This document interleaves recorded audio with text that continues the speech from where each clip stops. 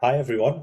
Welcome to another episode of the Quality Talks podcast with myself, Chris Henderson, and Stuart Day. 2026 it is, we're rolling fast.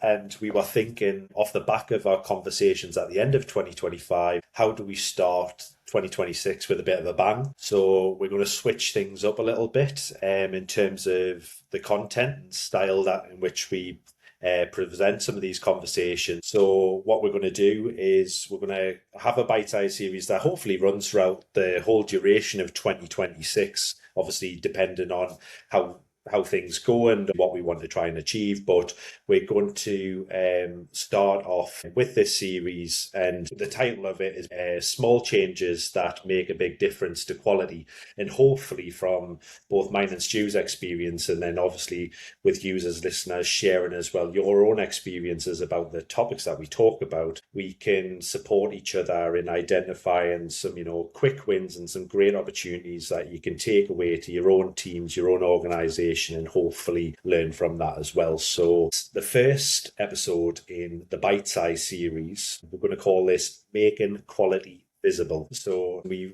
just wanted to frame this a little bit, go into a little bit more detail around each step and why we think these are important. But the first one that we would really like to cover is stop reporting activity and report on impact. So if you would like to just kind of set the bar on this one, Stu, and Yeah, give some absolutely. thoughts on your experience, kind of what that means to you, and any tips that you've got for the listeners that we can Yeah, run with. yeah, absolutely. And this is going to be an exciting series, so I'm really excited to get this rolling. So stop reporting activity and report impact. So what do we mean by that as a tip? So often what we do, and we look at the here and now, and we look at like an event that may have happened, and that's what we mean by activity, right? So this job has failed, this test has failed, we've got this defect. Okay, that's great, but what does that really mean? So when we're talking about reporting impact, it's about shaping that into something that means something to the audience that you're talking to, and so they can understand the impact of said thing. Okay, so if you've got a particular defect, saying such as can't make payment on MasterCard. If you've got a checkout process and you've got an issue with the MasterCard payment, okay, great. What does that mean? What is the impact of that? It could be that an individual customer can't make a payment on a certain type of MasterCard because there's so many different types of MasterCard out there. Or it could mean that every single version of MasterCard is broken and every single customer might. So it's really sort of trying to understand what the impact is, but not just the immediate impact, and then sort of shaping it even to bigger like that. So if you think about, if I go into a store and I can't pay with my credit card, okay, I can't purchase something, okay, but what if that's the only means that I have to buy something with? If I don't have an alternative backup, that means I might not be able to buy food for my family. I'm sort of in a queue of people behind me that are getting very irate because now I'm panicking with a big shopping trolley full, and it is thinking about things like that. And that's what I mean by like impact. What is the true impact of something when we want to talk about it?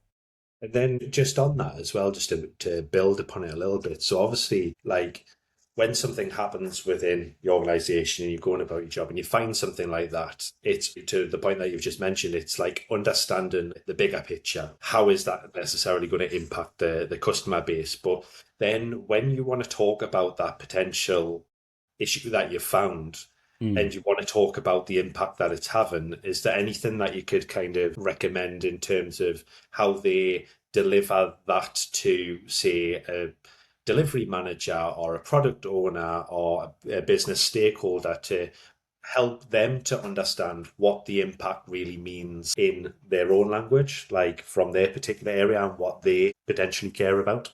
Yeah, and for me, it comes down to, obviously you've got to adapt to the language you're using and such like to the relevant audience, right? But the key thing for me there is to make it relatable somehow by understanding, and this is why our roles are so yeah, I feel like we're very privileged when we're in quality roles, right? Because we do have to understand the breadth of the business. We do have to understand and communicate with so many different people in so many different roles. And it's trying to build relationships with each of those individuals to understand why this will be important to them and understand what language do I need to talk to them in terms of making it impactful. And so, yeah, so for me, it's firstly, making sure that you understand the wider business, the wider impact that this could have, understanding it from a customer perspective, understanding it from a business perspective, and then shaping that conversation to say, okay, so from a developer point of view, this is what's happening and this is the impact. Okay.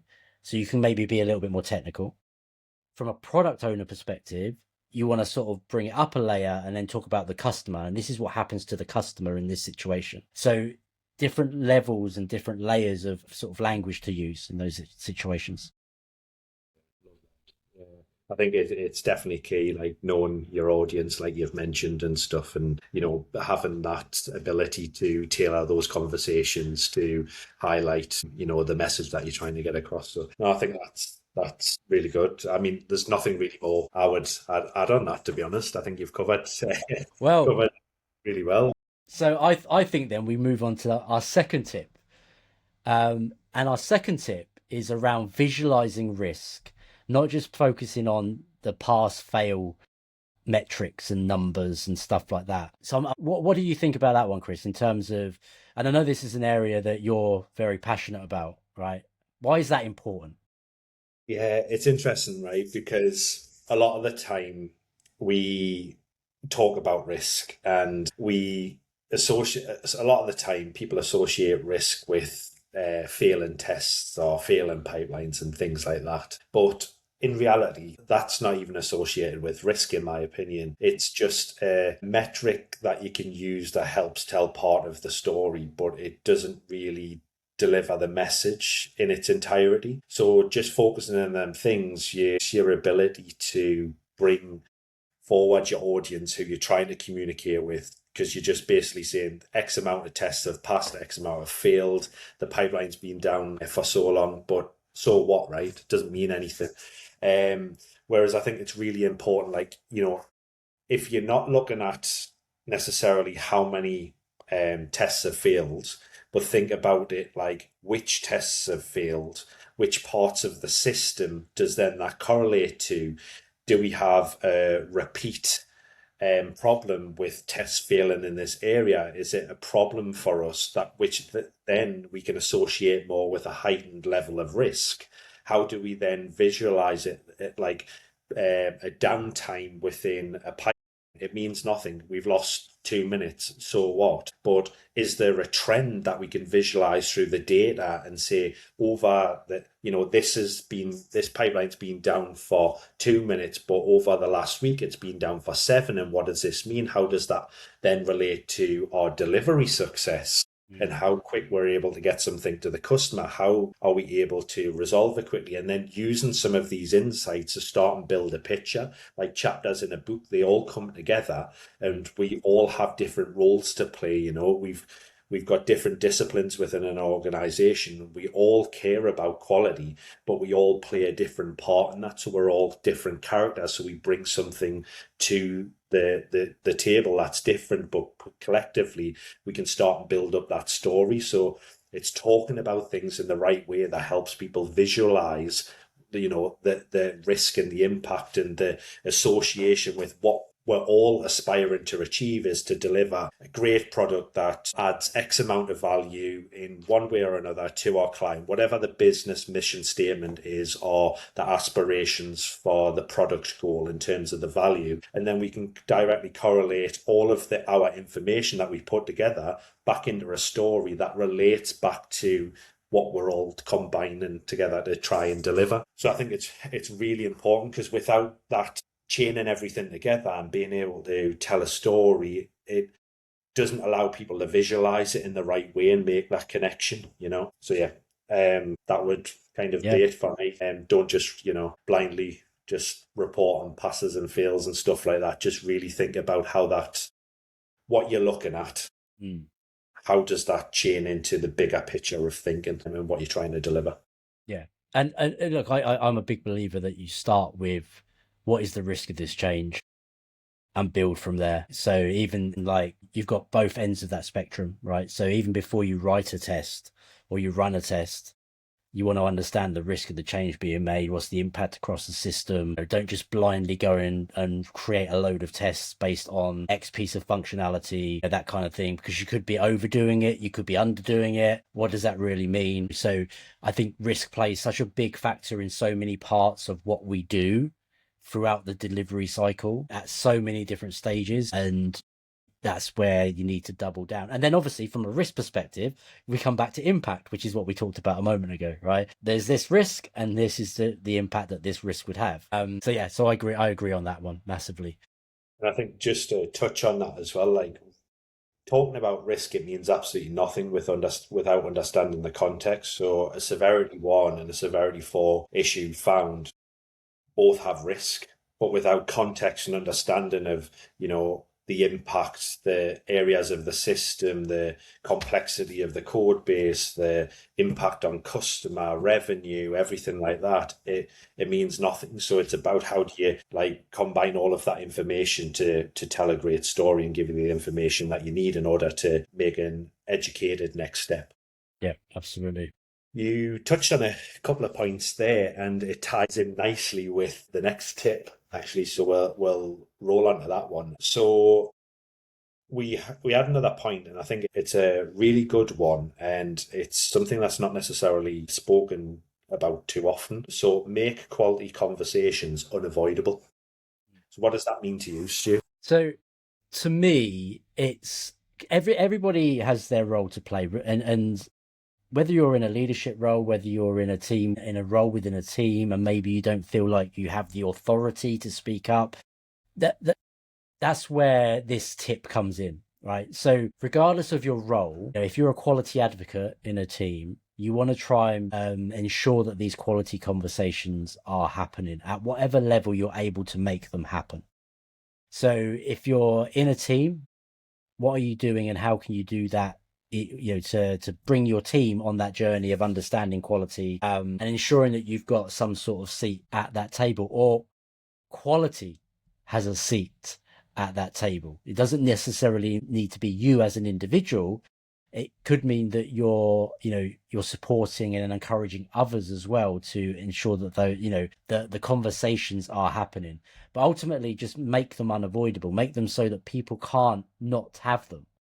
Ask those questions that drive conversation. If you're in a sprint planning session, for example, what are the things that you need to know? What are the things that you need to talk about to ensure that from a developer's perspective are being discussed to equate to quality? Doesn't mean that you could ask some questions that enable the developers to learn something that maybe they weren't even aware of, right? So you can do those things. So for me, that's very much what we're talking about here in terms of making quality conversations unavoidable, right? Always be doing things that are just driving and guiding and nurturing your team if it's at that level. Same thing from a leadership perspective. If you're in meetings with other senior leaders or leaders, you know,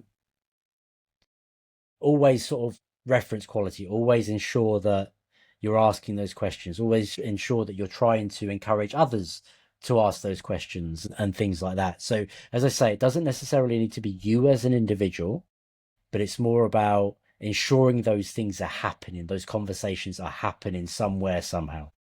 Yeah, I think it was some really good points there. I think one of the things that you got my mind going a little bit, and I think this is why I really like the concept of the quality coach because, Mm. like we're not always going to be present, like Stu mentioned, it's about making sure there is a seat at the table for quality, but it doesn't mean we're the one sitting in it. And, like when you're coaching as well, it's a two-way street. It's about the conversations, the types of questions that's being asked, and you're not there mentoring. You're not just saying how things should be done. You're inviting conversations, which helps people learn.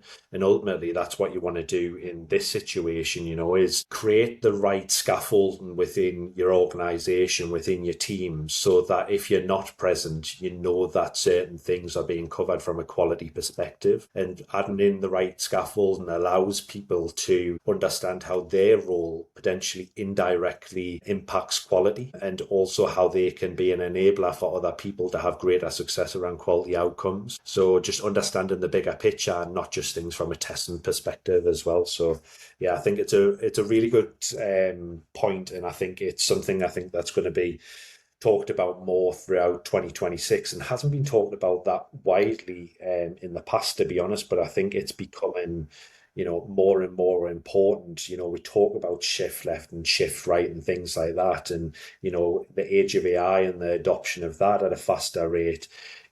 Having more mindful conversations around quality and being joined up on a general consensus and approach is more important than ever Yeah. going forward.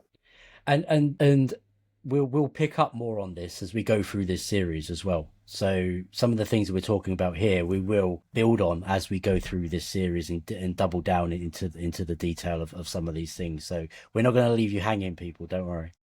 Yeah, and if you feel like, like there's a particular point that we've covered that you really do want to hear more, the more you shout up through comments or direct feedback and things like that, that's going to push that up to the top of the list in terms of priorities. But if it all goes quiet, then we'll presume, we've done our job, and there's nothing more to say on it. We'll roll on to the next topic. So really what you do drives what we do. So yeah. Absolutely.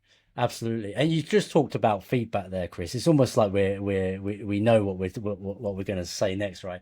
But the next tip that we have to help make quality visible is don't be afraid to share bad news early. Okay. Um, but do it calmly as well when you're doing so. So, Chris, why is that such a key thing? Yeah, I mean, sharing the feedback, regardless whether it's good or bad, as early as possible is only a good thing. Sometimes, you might have the anxiety and thinking, how are people going to receive this message if it's not necessarily the news that they were potentially thinking that they were going to hear about? But delivering the bad news early allows businesses, individuals, whoever, to pivot and make a new pathway if that pathway isn't necessarily leading to the direction that we want to go in. But sitting on information and not talking about it in fear of, delivering a message that people don't want to hear only has a spiraling downward consequence, and things become more expensive. The later they're left, it's harder to, for people to make that pivot, especially in mindsets. You become, the longer you stick with something, the more emotionally invested we are as human beings. You see more fear and resistance coming from people, but also from an organizational standpoint, there might be more investment in terms of money, time spent, team effort and things like that, which makes it then again harder to pivot, but also the potential consequences on reputation and things like that. Don't ever fear delivering bad news, because they always said no news is good news, but I don't believe in that. I think having news, regardless of Yeah. what it is good, because constant feedback is the way that we're going to really learn and grow. And every failed opportunity that, if we go after something, it doesn't quite work out, that's what offers us the learning lessons and able to adapt, grow, and move forward. If everything was just successful all of the time, we wouldn't really grow, and it would be quite mundane, to be honest. We believe it or not, we like challenges. I know in the moment we probably don't, but when we look back on it, that's probably some of our greatest reflections. So don't fear it. It's just part of the process. It's life, it's software.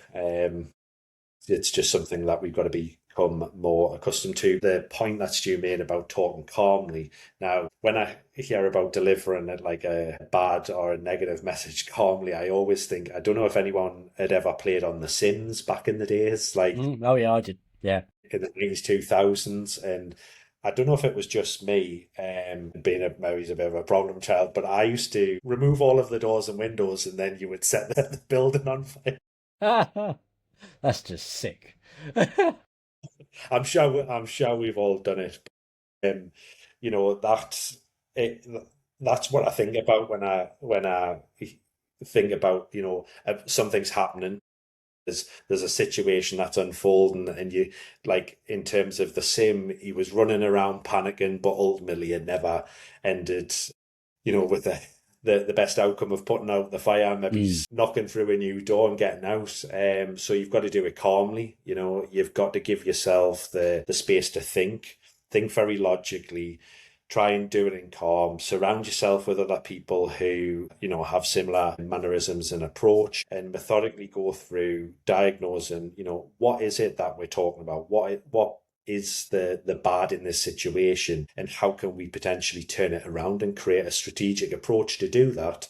And then that's how you'll learn from it. But if you just go into panic mode, you're not necessarily giving yourself the thinking time and the breathing room to actually make a positive situation of something quite negative. So yeah, don't be the sim without the windows and the burning down house.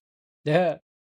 Be that person who thinks, actually, I've got a sledgehammer in the other room and I can break down the walls and then put the fire out. So yeah, Yeah. And stay I calm think, with it. yeah, and I think with that calmness comes, it builds confidence, right? So if you're delivering not so good news, but you're doing it in a calm, controlled, and considered way, then that also builds confidence with your audience. So, don't just go, this is broken.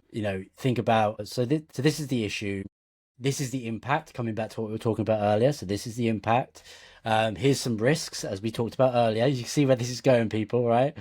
Um, but here's some thoughts and ideas about what the next steps are, right? So again, regardless of your role, you can package up bad news in a positive way, as in, we have a way out of this, right? And it might be that, you know the ideas that you may have may not be the best ones, but at least you've come to it with some thought.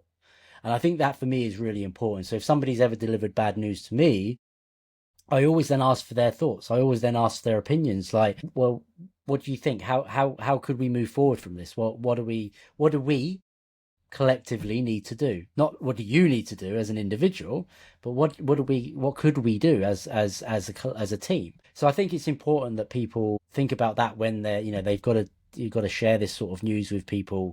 Package it up, keep it calm, keep it controlled, consider your options, and with all of that, it builds confidence with your audience, right? So it turns a potential disaster of, like, the house is on fire and there's no way of escaping, to, oh, okay, so there's a door over there, there's a window over there, using your analogy, Chris. So yeah, so I think that's really important. But it's never fun, but it's important to deliver it, and deliver it early, as soon as you have confidence to do so. I think you touched it just quickly as well. You touched on a really good point there. Like, it's hard enough on the person delivering the bad news. So if you're on the other side of it and someone's delivering that bad news to you, you have a choice of how you're going to react. So remove emotions away from it and allow yourself just again to think about it strategically. Put yourself in the position of the other person, how they may be feeling. And again, the use of language is so powerful in this situation. And to Stu's point, it's not what are you going to do about it, is what are we going to do about it, and how can we support each other in getting through it. And that's what teamwork's all about, and Absolutely. that person is more likely to, find a way to turn things around and create a different approach when they feel supported. But it can become incredibly overwhelming when, that support's lacking, and everything's all on that person's shoulders. We've all experienced it. We all don't want to continue experience it. So don't be that person who does that to somebody else. No, absolutely. I mean, I think as we've gone through all of these tips, one of the common themes that people may have picked up on is, we've talked about how we frame things, the language we use, how we shape the conversation, making things relatable to people. And the art of that is in storytelling, right? And if you utilize storytelling to make quality relatable to the audience that you're talking about. And there's different ways, and we've done an episode on that previously. There's blog posts on that as well in terms of what you can do. But you'll see that common theme throughout of what we've been discussing. It's like how you package those conversations up. Yeah, 100%. I think just a point on that, I mentioned um, at the back end of 2025, one of the things that I think is going to be really important for people to focus on through 2026 is becoming a great communicator, and the better you can tell those stories, to Stu's point, the more you're going to help your audience visualize, and going back to what we've talked about, visualize what you're actually talking about and build up that picture and Mm, story within their minds. And the combination of words and visual representation go hand in hand and make things become a lot easier to deal with, and you can relate to it a lot more as well. absolutely. And that brings us to the end of this first episode in this series. I've really enjoyed this, Chris. Yes, me Um, too.